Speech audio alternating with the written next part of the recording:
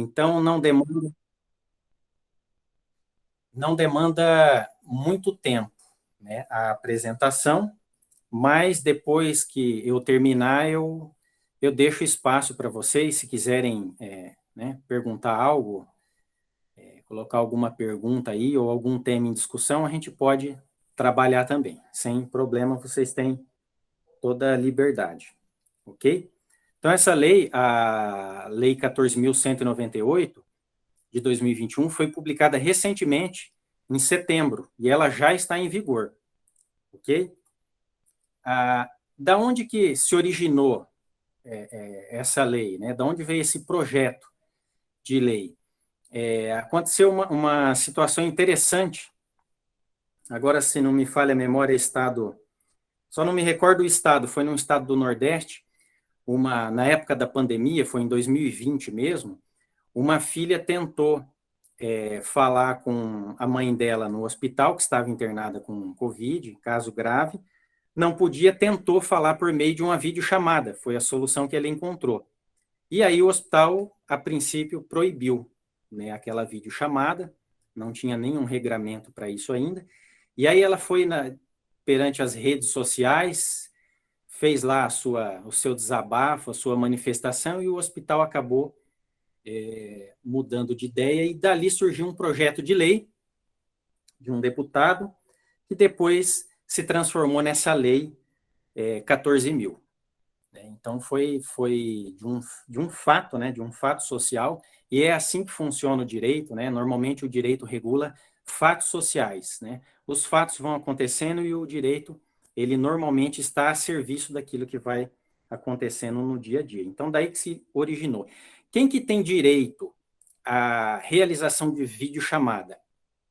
Basicamente, aquele que está impossibilitado, né, de receber visita.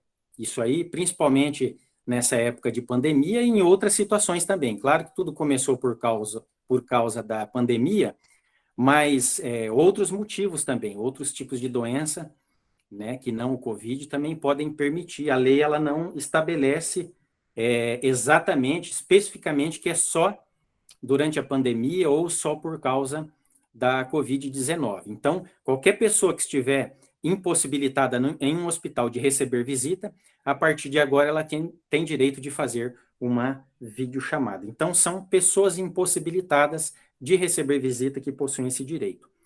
Quem que autoriza, no caso, né? Então, isso não é uma mera escolha da família ou do paciente. Então, é necessário, claro, a família pode solicitar, o paciente pode solicitar, mas quem autoriza é o médico ou a médica. Por quê? Porque depende da condição, do quadro clínico do paciente. Então, se for viável, se houver indicação, o médico autoriza. Se o médico não autorizar, ele tem que justificar por escrito e deixar isso no prontuário. Isso é muito importante, para que depois ele não venha ter problema. Então, se ele entender que não é o caso de realização de videochamada, por exemplo, no caso de um paciente que tem algum problema cardíaco e possa se emocionar muito com aquele momento da videochamada, alterar a sua pressão arterial, enfim, qualquer tipo de problema semelhante, o médico pode entender que não é o caso de realização de videochamada e impedir e colocar isso. Importante que ele coloque isso no prontuário. Ok? Então, é o profissional da saúde quem vai autorizar a realização da videochamada. Quais seriam os requisitos, então, para que se possa realizar a videochamada para pacientes que estão impossibilitados? Primeiro, autorização médica. Segundo, respeito aos protocolos sanitários. Então, é importante que haja uma higienização. Por exemplo, se for usar um aparelho celular ou um tablet, é importante que se faça a higienização do aparelho que for ser utilizado, para que não haja, né, contaminação, enfim. Então, tem que se respeitar todos os protocolos sanitários ali daquele estabelecimento de saúde. E a lei fala também que há direito ao mínimo de uma videochamada por dia, né? Então, esse é o mínimo. Isso não quer dizer que a pessoa não possa fazer mais de uma videochamada. Claro que aí tem que ser consultado o profissional da saúde, normalmente o médico que está acompanhando aquele paciente, ou a médica, para que ele diga se é possível fazer mais uma videochamada, se é o caso. Então, no mínimo uma. No mínimo, o paciente tem direito a uma videochamada. Se for o caso, ele pode realizar mais de uma videochamada naquele mesmo dia, mas pelo menos uma por dia. Nesse caso aí, o que vale é o bom senso, tá? A lei fala de um mínimo e mais do que isso aí, há que se ter uma conversa com o médico, com a família, né, com o paciente ali, e chegar a um bom senso para verificar se é o caso de realizar mais uma videochamada dentro do mesmo dia. Ok? Quais tipos de internação, né, que se poderia fazer essa videochamada, né? Enfermaria, apartamento, UTI, a lei fala em todos os tipos de acomodação. Então, se o paciente estiver impossibilitado de receber visitas lá na enfermaria, ele pode fazer a videochamada. Se ele estiver impossibilitado em uma UTI, ele pode fazer também a videochamada e a mesma coisa acontece com o apartamento, né? Obviamente, se estiver ali em apartamento internado, ele pode também realizar a videochamada. Então, não há restrição quanto ao tipo de internação. E em relação ao tipo de hospital, se público ou privado, a lei também não estabelece uma diferenciação. Então, se, por exemplo, uma operadora de plano de saúde, ela possui um hospital próprio, né, e lá um paciente internado, impossibilitado de receber visita, precisar realizar uma videochamada, ele também vai ter direito. Então, tanto para hospital público quanto para hospital privado, ok? A lei não faz diferenciação nesse sentido. E até seria algo ilógico, né? Fazer uma diferenciação dessa. Outra coisa interessante, e aí a lei trabalha isso também, é que no caso de paciente inconsciente, ele também tem direito à videochamada, porque há evidências aí no campo da área da medicina de que pacientes que estão inconscientes, estão em coma, a voz de um familiar pode trazer benefícios, né? Então, é uma questão humana, né? Então, não é porque a pessoa está ali numa cama inconsciente que ela deixa de ser um ser humano e perca direito de ter contato com seus familiares. Então, mesmo o paciente inconsciente, ele tem direito de realizar uma videochamada, ou, no caso, receber, né, uma videochamada e ouvir aí, pelo menos, a voz dos seus familiares. Agora, aqui um detalhe interessante, precisa de autorização prévia do paciente, né? É importante que se diga isso. Primeiro, o paciente tem que deixar autorizado isso.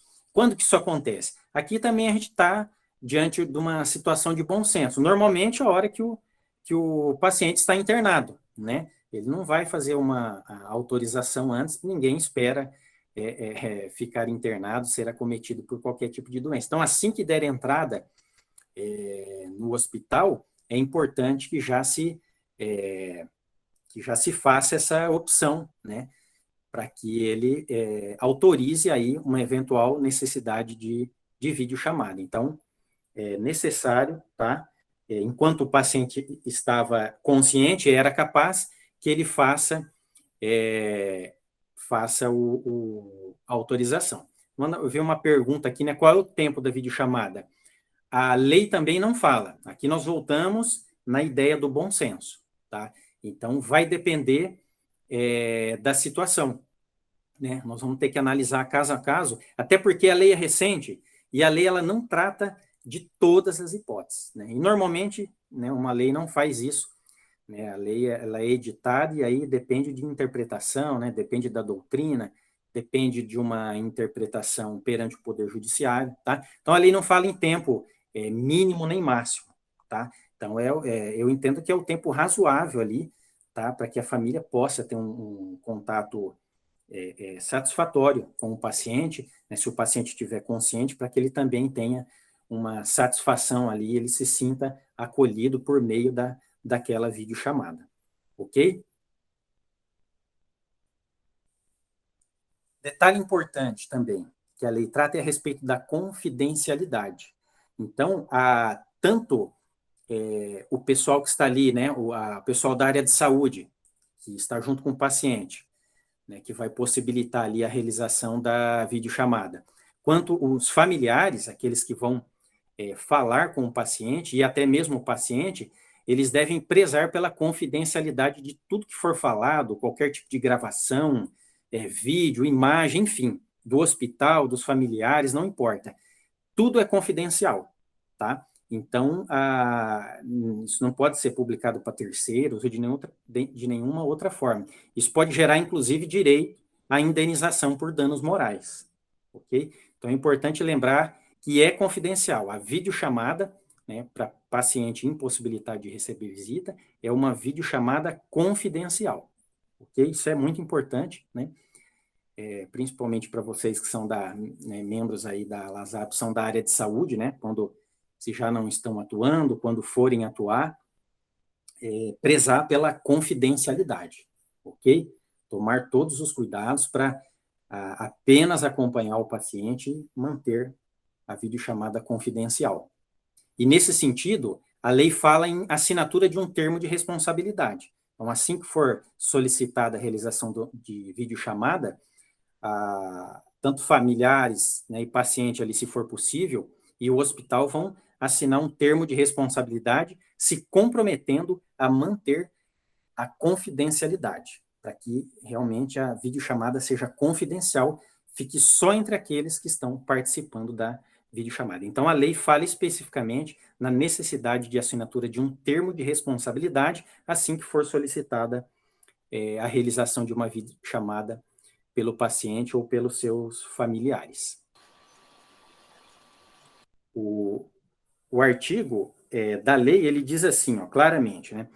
O serviço de saúde zelará pela confidencialidade dos dados e das imagens produzidas durante a videochamada e exigirá firma do paciente, ou seja, assinatura, né? Quando a lei fala firma, ela quer dizer assinatura do paciente, dos familiares e dos profissionais de saúde em termo de responsabilidade, vedada a divulgação de imagens por qualquer meio que possa expor pacientes ou serviço de saúde. Então, a lei, ela estabelece claramente a regra da confidencialidade, ok? E em relação à logística, à operacionalização, quem que é responsável? A lei também é clara e específica em dizer que é a instituição de saúde, o hospital ou eventualmente outro tipo de serviço de saúde.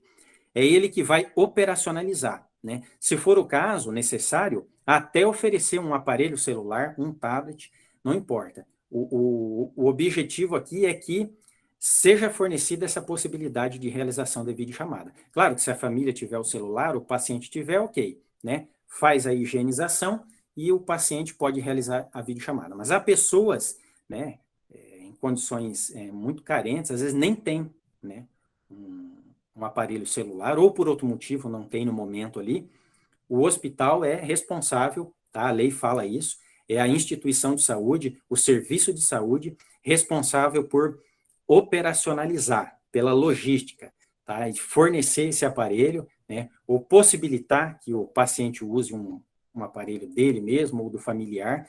Então, é o hospital quem vai providenciar. Claro que a gente tem que ter um bom senso aqui também, porque a lei é recente, né?